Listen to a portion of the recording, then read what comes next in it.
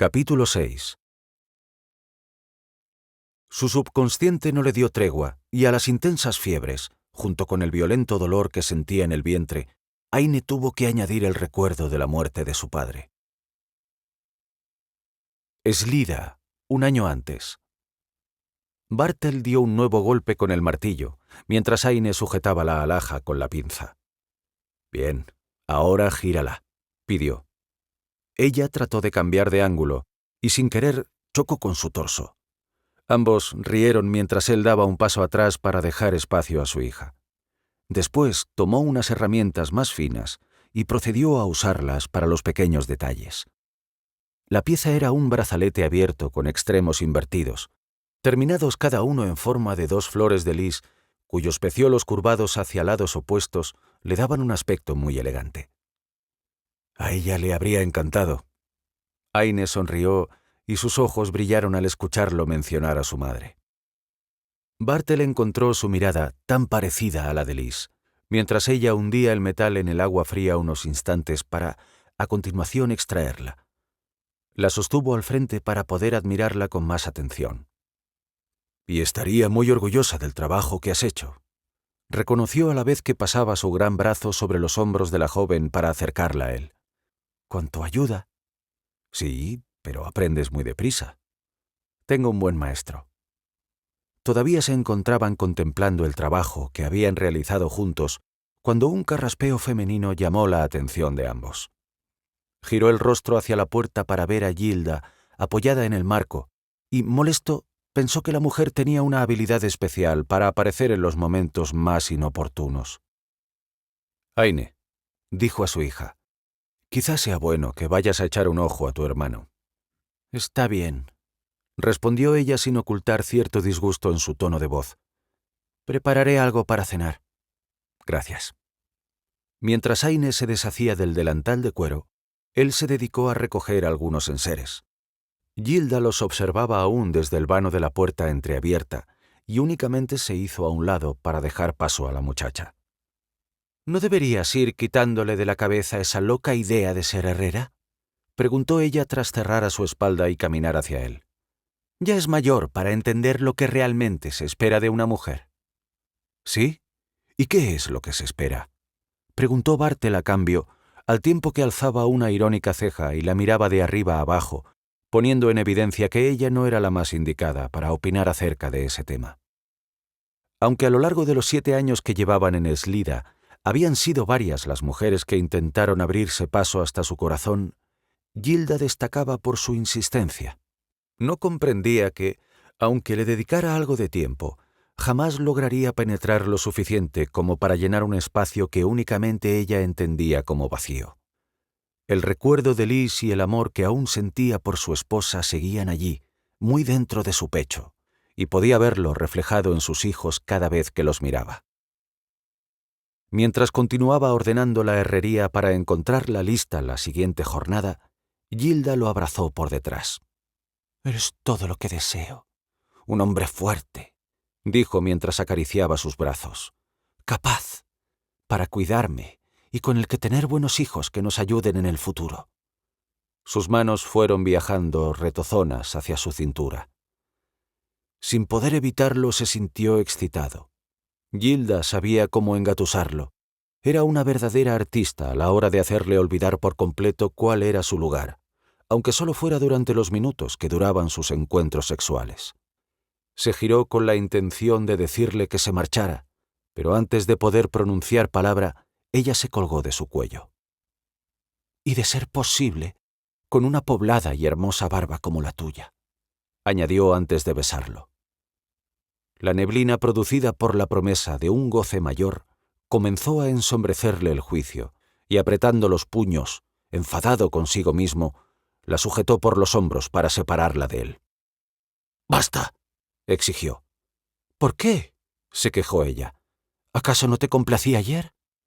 «Lo hiciste», reconoció a su pesar. «Pero no puedo continuar con esto. No nos lleva a ningún sitio». «Pero…», la mujer lo miró desconcertada.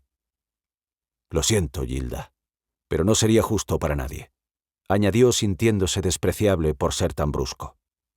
«¿Lo dices por tus hijos?». Puedo ser una buena madre para ellos». Aunque aquellas palabras habían sido dichas sin mala intención, él las recibió como un cubo de agua helada. «Ni se te ocurra pensar, por un solo momento, que podría sustituir a Liz. Mis hijos ya tienen una madre. Muerta, sí, pero ninguna mujer podría estar a su altura. ¡Nunca!», bramó. «Bartel, yo...» «Márchate, por favor», pidió elevando una mano para indicarle la salida. Una vez que Gilda hubo desaparecido, se permitió dar rienda suelta a su ira en forma de duros martillazos contra el yunque hasta que la falta de aliento lo calmó considerablemente. Aine debió de notar que algo no iba bien cuando entró en la casa, pues se dedicó a entretener a Bryce, que comía en silencio. Bartel pasó medianoche en vela, preguntándose si estaba haciendo lo correcto al privar a sus hijos de una mujer que velara por ellos. Pero el solo hecho de pensar en otra que no fuera Liz lo carcomía por dentro. Además, jamás podría confiar en nadie lo suficiente como para hacerle partícipe del secreto que guardaba. Por otro lado, se sentía fatal por cómo había tratado a Gilda. Después de todo, ella solo era culpable de ser todavía joven e intentar encontrar un marido y, por tanto, compañía para el resto de su vida, después de perder al que fue su esposo en un penoso accidente propiciado por la mala combinación de una azada y el alcohol. Pasó el día siguiente recluido en la herrería y ni siquiera acudió a casa a comer. Sabía que Aine aprovecharía para hacerle preguntas que no estaba seguro de querer o poder responder, pues aún no tenía el ánimo necesario para hacerlo. Esperaba que el paso de las horas templara en algo su espíritu, pues tampoco deseaba que su malestar trastocara la felicidad de su pequeña familia. Prometió a Liz, en su lecho de muerte, que cuidaría de ellos, que los mantendría alejados de cualquier peligro, y sin embargo, él mismo había creado uno sin apenas darse cuenta. Unas horas antes de que cayera el sol, salió de la herrería y se dirigió a la Tahona con la intención de adquirir un dulce. Quería compensar a Aine y Bryce de alguna forma por su falta de ese día. Regateó con dureza el precio de 3 pastelillos de avellana y regresó sobre sus pasos, mientras comenzaba a esbozar el eco de una sonrisa al pensar en la forma en que sus hijos celebrarían semejante manjar. Antes de entrar echó un vistazo a Sombra y se acercó a acariciarlo entre las orejas, a lo que el perro respondió lamiéndole la mano. «Buen chico», dijo rascándole el lomo. Encontró a Aine sentada frente a la mesa, ataviada con un viejo vestido en lugar de los habituales pantalones que solía llevar. Eso ya debió darle una pista de que algo ocurría. Lo achacó a una colada tardía y dejó el paquetito sobre la mesa antes de ir a quitarse el abrigo. «Os traigo una sorpresa», informó al notar que su hija continuaba en silencio. «¿Otra?». La pregunta, realizada con aquel tono sarcástico tan parecido al suyo, hizo que la mirara de nuevo. «¿A qué te refieres?». «A esa mujer. Está aquí». «¿Cómo?». «Llegó esta mañana, poco después de que tú te marcharas a la herrería». La furia que había creído controlada resurgió en su interior y amenazó con hacerle perder la cordura, mientras rugía con rabia incontenida. ¿Cómo se atrevía Gilda a entrar en su casa sin su permiso? ¿Quién se había creído que era? Pero de pronto, otro temor, insano y oscuro, arraigó en su pecho. «¿Dónde está Bryce?». No esperó la respuesta de su hija y se adentró en la habitación donde dormía el niño. Con el aliento congelado en la garganta, comprobó que la mujer había dejado al descubierto la marca de su brazo al prepararlo para descansar. «¿Qué es esto?», preguntó Gilda al ver el puñado de lunares que formaban la señal inequívoca del portador. «¿Qué estás haciendo aquí?», exclamó furibundo mientras apartaba al pequeño de ella, sujetándolo para tirar de él y ocultarlo tras su cuerpo. «Quería demostrarte que te equivocabas. Sé cómo cuidar de 2 críos», respondió mientras buscaba a Bryce con la mirada y fijaba los ojos en su antebrazo. «Nunca te he pedido que lo hicieras. ¡Fuera! ¡Largo!», gritó mientras la tomaba por la muñeca para arrastrarla hacia la puerta. «Te arrepentirás de esto, Bartel», advirtió ella. «De lo único de lo que me arrepiento es de haber dejado que te acercaras a mí y a mi familia. Márchate. No quiero volver a verte nunca más». Tronó mientras abría y la empujaba al exterior. La mujer trastabilló un instante, pero pronto recobró el equilibrio y se giró para escupirle a los pies. «Juro por Idel, el vengador, que pagarás el haberme tratado así», prometió entre los ladridos de Sombra, que atado a un corto mástil, trataba de ayudar a echar a la intrusa. Bartel cerró la puerta con más fuerza de la necesaria, tanto que tuvo que frenar el rebote para que no lo golpeara en la cara. Pasó el cerrojo y se mantuvo allí por espacio de unos minutos mientras intentaba calmarse. Aine y Bryce continuaron en silencio. Su hijo todavía era demasiado pequeño para comprender lo que había pasado y pronto lo olvidaría. Pero ella, su hija, Aine, sería harina de otro costal. «Id a descansar», pidió con las manos aún apoyadas sobre la madera. «Mañana será otro día». «Padre», la oyó. «Mañana», prometió. «Te lo ruego», añadió hundiendo la cabeza entre los hombros, pero sin encontrar el valor para mirarla. Escuchó los pasos de ambos alejarse, y cuando sintió que estaba solo, abandonó el lugar para sentarse a la mesa pesadamente. Apoyando el codo sobre ésta, reclinó la cabeza en el puño. Como cada vez que se tomaba un respiro de sí mismo, pensó en Liz. «Te empeñas en llevar sobre tus hombros el peso del mundo», decía ella, «y no comprendes que seguirá aquí cuando nosotros ya nos hayamos ido». «Nunca sabrás cuánto te echo de menos», murmuró. Perdió la noción del tiempo, inmerso en los recuerdos, hasta que la joven mano de Aine apareció en su campo de visión para depositar una taza humeante sobre la mesa. «Tómate esto y vete a la cama», dijo ella. «Es la mezcla que preparaba mamá, pasiflora, valeriana y azahar. Te ayudará a dormir». Él asintió agradecido y cerró los ojos, todavía avergonzado, cuando su hija volvió a demostrarle su cariño con una caricia en el hombro antes de volver a retirarse. Dejó que sus ojos se relajaran con el bailoteo del vaho que desprendía el brebaje, pensando que no era merecedor de tanto amor. En el fondo de su corazón, y en cierto modo, se sabía culpable de la muerte de su esposa. «Si no te hubiese insistido», se lamentó. Hasta poco después de perder la vida, no supo de sus razones para no desear tener más hijos. «Con Aine me basta», decía. Sin embargo, él había sacado el tema a colación en varias ocasiones a lo largo de los años, sin comprender el motivo real por el que ella continuaba negándose. Apartó la infusión a un lado al decidir que no la tomaría, como si al privarse del descanso pudiera pagar parte del precio de su estupidez. Muchos minutos después, y tras varios azotes mentales más, concluyó que podía continuar fustigándose mientras trabajaba en la herrería. Pasó horas terminando encargos e iniciando otros proyectos, pero con ninguno de ellos logró apartar de sus pensamientos lo sucedido, ni consiguió sentirse un poco mejor, aunque sí mucho más cansado.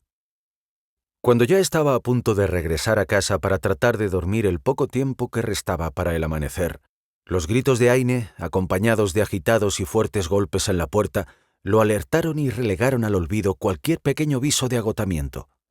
Abandonó de inmediato las herramientas, simplemente dejándolas caer al suelo, y se precipitó a abrir. «¡Se han llevado a Bryce! ¡Se lo han llevado!», gritaba su hija presa del llanto y con una buena laceración en el mentón. «He intentado impedirlo, pero eran 3», se explicó. «Ve a casa y prepáralo todo para partir», indicó mientras regresaba al interior para coger un hacha y se ceñía una espada con su vaina, que hasta el momento solo habían servido como muestras y decoración. «Pero...» «Hazlo, Aine». Ella asintió sin más. «¿Por dónde se han marchado?». Siguió a la carrera la dirección que su hija le indicó hasta que los divisó cerca de la linde del bosque. Tal y como había dicho, eran 3. Un inquisidor a caballo, a juzgar por su característico hábito negro y dorado, y 2 soldados, por sus ropajes grisáceos y sin forma alguna, atados a la cintura con un recio cinturón del que colgaban espadas y puñales. «Gilda», masticó el nombre de la mujer, sabiéndola culpable mientras emprendía la marcha hacia ellos. Bryce no constaba en ningún censo. Con todo el dolor de su corazón, habían abandonado a Arandis el mismo día de su nacimiento, precisamente para evitar el examen de los inquisidores. La marca de su brazo era demasiado clara como para que pudiera pasar inadvertida, y cualquiera de ellos habría actuado al instante llevándose al pequeño. La única explicación para que aquella noche esos tres asaltaran su casa era que Gilda también la había reconocido y, motivada por el despecho, lo había denunciado. «Maldita sea esa mujer por toda la eternidad». Resuelto a recuperar a Bryce costara lo que costase, Bartle se aproximó a los raptores de su hijo con extremo sigilo. El inquisidor cabalgaba al paso, sin molestarse en azuzar al caballo. Los otros dos caminaban detrás. Sin embargo, sabiendo que solo tendría una oportunidad contra ellos, llenó de aire sus pulmones y se lanzó en una veloz carrera al tiempo que lo dejaba escapar lentamente entre los apretados labios. El ardor que sintió en los músculos de las piernas y en el pecho por el gran esfuerzo no lo amedrentó, y sin detenerse y con su último aliento, lanzó el hacha con todas sus fuerzas. La hoja impactó de lleno en la espalda del inquisidor, que cayó al suelo de inmediato, y su montura inició un intenso galope para adentrarse en el bosque en cuestión de un instante. Cuando los dos soldados quisieron reaccionar, ella estaba sobre ellos. Se abalanzó sobre las piernas del que se encontraba unos pasos por delante del otro y transportaba a su hijo como si fuera un simple saco de cereales. Acto seguido, giró sobre sí mismo para lanzar la daga que siempre llevaba al cinto, directa al estómago de su compañero. No perdió el tiempo y se levantó para desenvainar la espada y terminar con el tercero. Bryce había rodado unos metros gracias a la caída y se encontraba a salvo de cualquier mandoble. Agotado hasta la extenuación, volvió a envainar y recogió al niño que, enroscado sobre sí mismo, se sujetaba las piernas con los brazos, hecho un ovillo. «Tranquilo, pequeño. Papá jamás dejará que te hagan daño», intentó calmarlo. El niño fue a abrazarlo fuerte por el cuello, pero en ese momento sintió cómo se tensaba y sus pequeños ojos se abrieron de golpe, asustado. Demasiado tarde, Bartle comprendió que alguien se cernía sobre ellos desde su espalda y notó cómo un puñal se alojaba dolorosamente en su costado. Sin soltar a su hijo, lanzó una potente patada en la rodilla del soldado que había logrado llegar hasta allí. El alarido del hombre ocultó el sonido del hueso y tendones al quebrarse. Todavía sujetando a Bryce, echó un vistazo a su herida.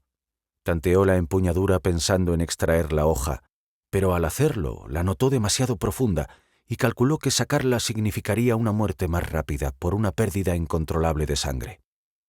Aceptó con pesar que su vida había quedado sentenciada a su final. Pero antes de desfallecer y entregarse a la muerte, debía llevar al niño con Aine. Ella sabría cuidarlo. Dejó al pequeño en el suelo y, de la mano, lo condujo de vuelta a casa, sintiendo cómo perdía vitalidad con cada paso que daba, hasta que, cuando quedaban apenas unos pocos pasos para llegar, las piernas le fallaron y se desplomó en el suelo. «¡Papá!». Bryce se lanzó sobre él y sintió que sus pequeñas manitas le enmarcaban el rostro. «Papá, ¿qué te pasa?». «Ve a buscar a tu hermana», consiguió articular. Mientras el niño corría para cumplir su petición, él solo pudo pensar en Liz. «Lo siento, amor mío», se lamentó. «Pronto me reuniré contigo». Vio correr a Aine con el semblante demudado a medida que se acercaba hasta caer de rodillas junto a él. Su hija enseguida vio la daga clavada entre sus costillas y volvió a buscar sus ojos. Sintió la calidez de su mano sobre la frente cuando se la acarició, mientras las lágrimas se agolpaban pugnando por rodar por las mejillas. Odiaba verla así, ver la fortaleza y la decisión que siempre guiaban sus actos, reducidas por la impotencia. «Aine, no llores, hija mía. Debéis marchar. Tienes que ser fuerte por los dos. Sobre ti recae ahora la responsabilidad de mantener a salvo a tu hermano. Nunca quise que tuvieras que pasar por esto.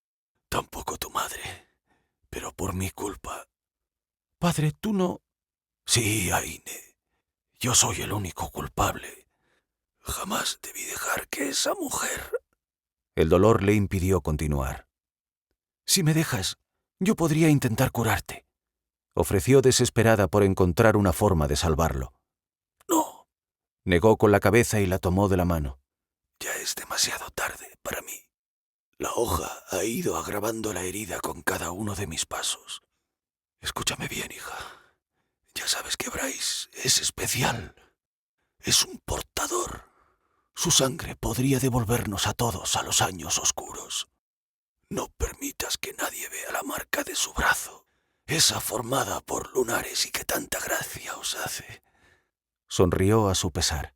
Esa es la señal que lo distingue y por la que pueden reconocerlo.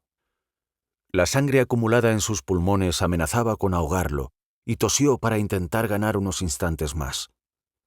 Huid de grandes poblaciones y procura tratar con la menor cantidad de personas posible. Tampoco frecuentes el corazón de los bosques. Tuvo que detenerse un momento, y ella, con el rostro arrasado por el llanto y el alma destrozada, solo pudo tomarlo por la cabeza para abrazarlo. Bryce debe permanecer lejos de hombres y brujas. Prométeme por el recuerdo de tu madre que os marcharéis. Ahora. Cerró los ojos y con su último aliento añadió, sin mirar atrás. Xernega, año 198 después de la rebelión. ¡Padre! Abrió los ojos con el eco de aquella palabra aún en sus oídos y aturdida miró a su alrededor. Se encontraba en una austera habitación, sin ventanas e iluminada por un buen puñado de velas. Trató de incorporarse y un penetrante dolor en el abdomen se lo impidió. Entonces recordó lo ocurrido. Buscó con la mirada la herida y la encontró vendada, aunque una mancha negruzca comenzaba a tomar forma y a crecer con cada movimiento. «Vaya, creí que no despertarías. Bien sabe Idel que esa herida tiene muy mala pinta», dijo una mujer vestida de un blanco discutible, una curandera que salió de detrás de una cortina que colgaba a un par de metros a su espalda. «¿Dónde está Bryce? ¿Y mi hermano? ¿Lo habéis encontrado?» «¿Bryce? No sé nada de ningún Bryce». La mujer la miró por espacio de un segundo antes de dedicar su atención a otros asuntos. «¿Y la bruja? ¿Y Eugene?» «Ah, ese nombre sí me suena», dijo mientras majaba en un mortero una mezcla de hierbas que apestaban. «Un buen mozo, sin duda». «No han encontrado a un niño de 8 años. ¿Dónde está Eugene? Quiero hablar con él». «Deberías tranquilizarte y no moverte, jovencita», advirtió la mujer al tiempo que colaba en una redoma el líquido resultante de la mezcla que había estado machacando. Haciendo oídos sordos a la recomendación, Aine trató de nuevo de levantar el torso para sentarse, pero otra vez el agudo dolor pudo más que su terquedad y volvió a descansar la espalda en el camastro. De pronto un grito espeluznante que atravesó pasillos y muros llegó hasta ella y, un parpadeo después, sintió como si el mismísimo infierno se hubiese desatado en sus tripas. «¡Oh!», oyó a la mujer que acudió a su lado mientras ella se retorcía presa de un dolor que amenazaba con devolverla a la inconsciencia. «Ya decía yo que eso que supura de tu herida no debe ser bueno. Tómate esto, querida», dijo obligándola a beber aquel destilado asqueroso. «No son más que algunas hierbas y corteza de sauce.